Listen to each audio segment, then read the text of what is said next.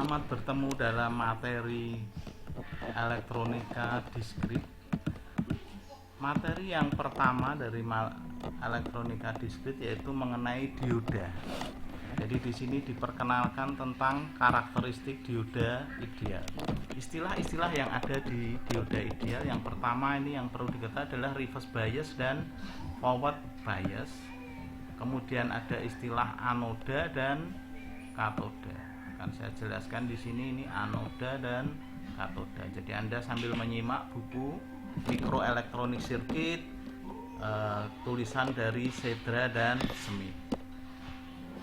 Jadi di sini perlu diketahui dioda itu disimbolkan dengan sebuah segitiga yang diakhiri dengan garis.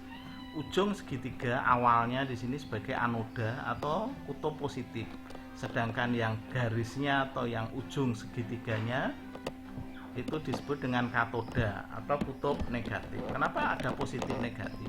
Karena dioda itu sebetulnya adalah sebuah junction dari semikonduktor tipe P dan tipe N. Maka di sini disebut dengan PN junction. Begitu. Jadi istilahnya anoda, katoda. Kemudian ada istilah reverse dan forward. Saya akan bahas yang forward dulu. Disebut forward bias jika anodanya atau tegangan anoda lebih positif daripada tegangan katoda, sehingga arusnya mengalir dari anoda ke katoda. Nih gambar D.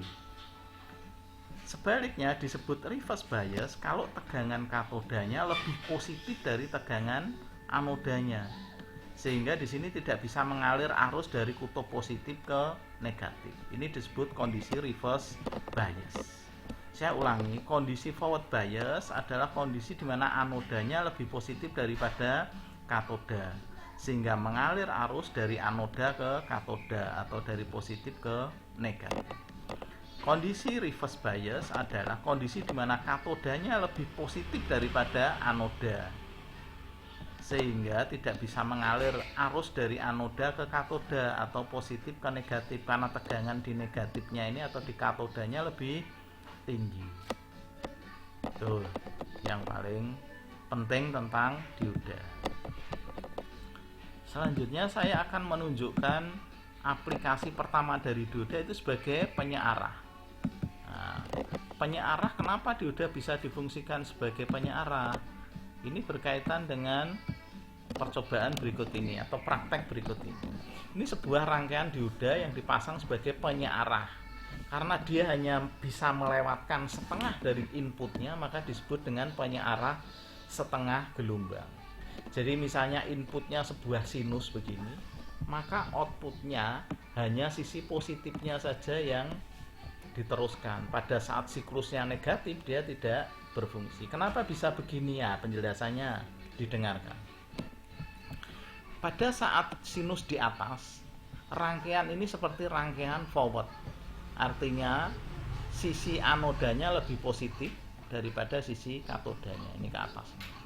Sebaliknya, pada saat sinusnya negatif, maka anodanya lebih negatif daripada katoda, sehingga di sini reverse. Maka di sini tampillah ini kondisi forward, sedangkan garis lurus ini reverse karena tidak ada arus yang mengalir. Bisa dipraktekkan dengan simulasi, karena kita tidak bisa praktek langsung tatap muka, kita pakai simulasi Proteus ini namanya.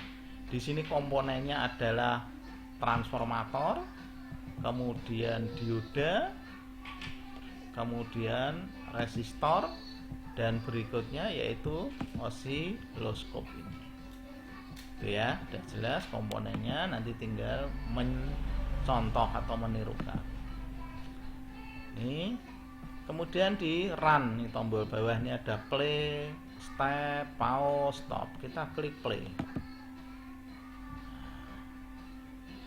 Inputnya warna biru, outputnya yang kuning. Yang diteruskan adalah yang positif, siklus positif. Siklus negatifnya tidak diteruskan. Nih. Ini di rangkaian ini disebut juga dengan rangkaian clipper.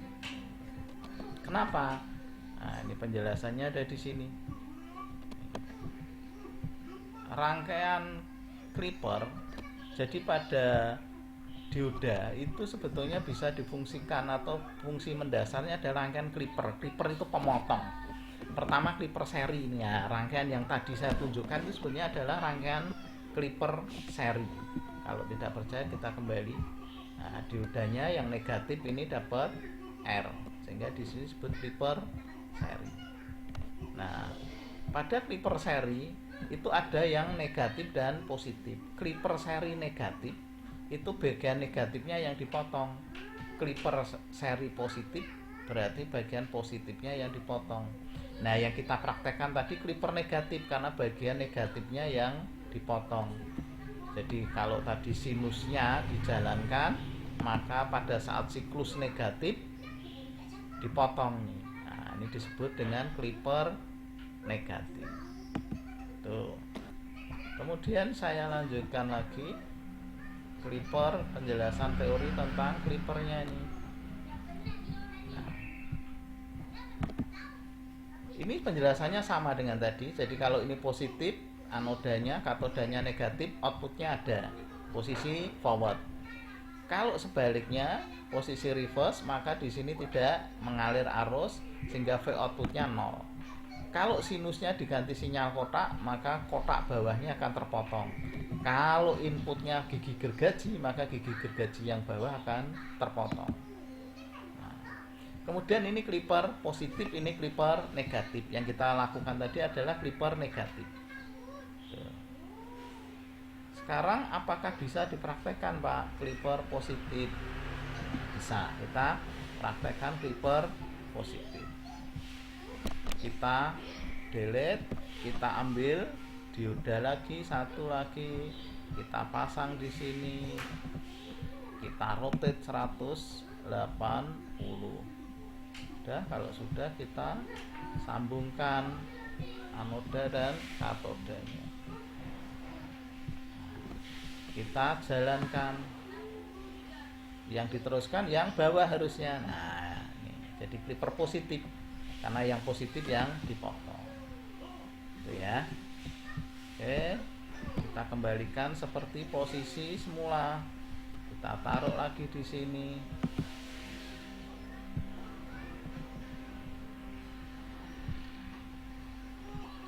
Ini kita jalankan lagi kembali ke clipper negatif. Negatifnya yang dipotong. Oke. Nah, tugas Anda apa? Nah, ini di clipper positif negatif ini ada dua tipe. Nah, yaitu kalau dia di bias. Nih. Ini clipper positif diberi bias negatif. Nih, negatifnya dapat katodanya dan positifnya dapat katodanya. Nanti outputnya akan seperti ini. Ini tugas Anda. Anda praktekkan sendiri dengan simulasi. Nanti di demokan. Kemudian kalau yang clipper negatif diberi bias nih, nanti dia akan naik. Kalau biasnya ini akan dibalik, dia mendapatkan yang negatif ke katodanya, dia akan kepotong. Kalau dia yang positif yang dapat ini akan membesar, dia makin ke atas. Kita praktekkan. Ini kita potong dulu. Oke, kita pakai baterai. Kita taruh di sini baterainya, kemudian kita rotate clockwise. Kita turunkan sesuai dengan, kita beri tegangan kira-kira 3 volt saja. Kita taruh ke sini. Kemudian kita sambungkan wire-nya, kita sambungkan wire. Kalau teorinya tadi dia akan makin tinggi nanti sinyal kuningnya atau outputnya. Kita buktikan. Nah, ini kuningnya makin tinggi karena dinaikkan 3 volt. Oke. Sekarang kalau kita balik, ini mau kita balik, kita potong dulu wire-nya.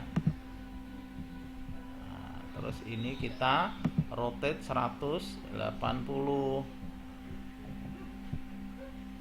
Ini